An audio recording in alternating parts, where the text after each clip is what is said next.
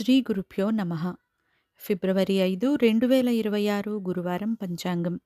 శ్రీ విశ్వావసునామ సంవత్సరం, ఉత్తరాయణం, శిశిర ఋతువు, మాఘమాసం, కృష్ణపక్షం, బృహస్పతివారం.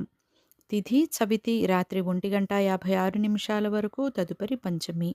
నక్షత్రం ఉత్తర రాత్రి 12:43 వరకు, తదుపరి హస్త. వర్జం ఉదయం 7:23 నుండి 9:06 వరకు.